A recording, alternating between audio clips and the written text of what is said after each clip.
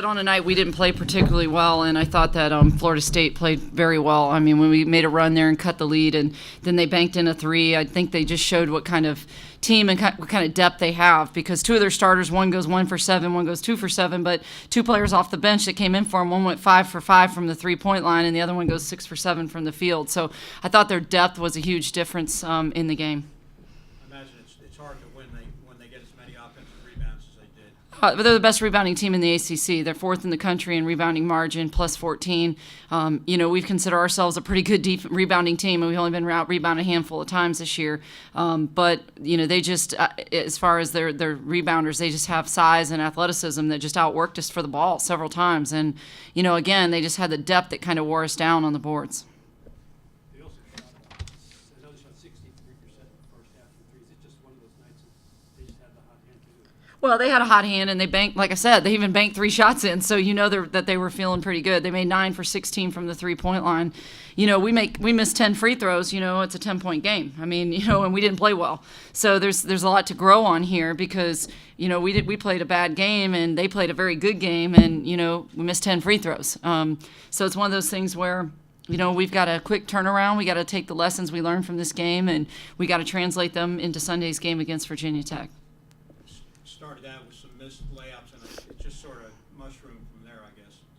Yeah, it's one of those things, like they had the 5 transfer players that have a lot of experience, that came in off the bench. And, adding the National JUCO Player of the Year in Bulgad, I think, has really helped their team. And just having those eligible players that were sitting out last year, that have a year of experience coming in off the bench gives them a lot of depth. And, I thought one of the things that we did is we continued to fight, and I thought we had a better second half. I mean, they outscored us by 6 in the second half, and, again, we missed 10 free throws. So I think it's one of those things where we have to put two halves together against a top 10 team, and that's part of the growth of having a very young team. It's not an excuse; it's just the reality of it. And you got to learn how to show up and play the first 5 minutes against a top 10 team, and you got to punch them in the mouth. And we didn't; we got punched, and that's one of the things. We got back on our heels, and we got to be more aggressive for 40 minutes.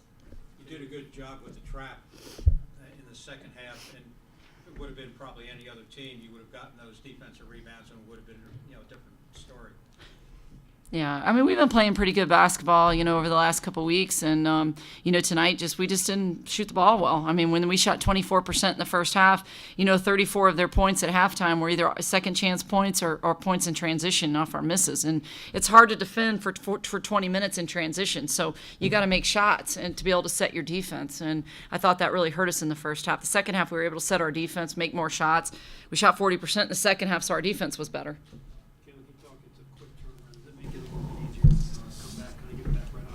Right back on the horse. Yeah, I mean, like you said, it's a quick turnaround, but we got to take the lessons we learned from tonight, and we have a day to prepare for Virginia Tech. So, like I said, as long as you take this, not too much as a loss, and just take, the lessons from this game and apply them to Sunday, I think we'll get the outcome we want. What did you see from them defensively? What were they trying to do with you, Kaela? I mean, it's nothing I haven't seen all year. Honestly, it's just. Some of those things is a tougher night. I'm human, so we're gonna have tough nights, and at the end of the day, I'm not here to make an excuse, but I'm looking to Sunday. So.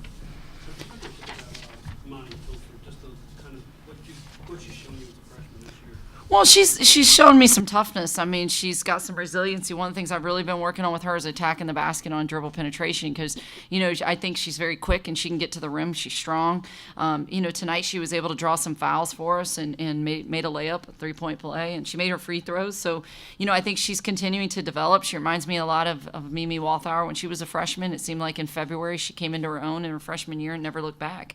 And I think that she defensively gives us so much on the defensive end because she plays so hard.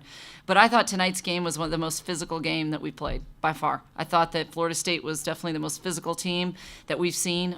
There was big, strong bodies out there, 10, 12 of them coming at us. And I think that's one of the things that, one of the things we've always prided ourselves in is being a very physical team on both ends of the floor. And that's something we're really working to improve. Defensively, they seem like they were the best team you faced this year. And when you got the ball down low, normally Rodrigo or whoever else was down there got a fairly decent shot. Tonight they were really surrounding the ball, making it tough to get a shot off.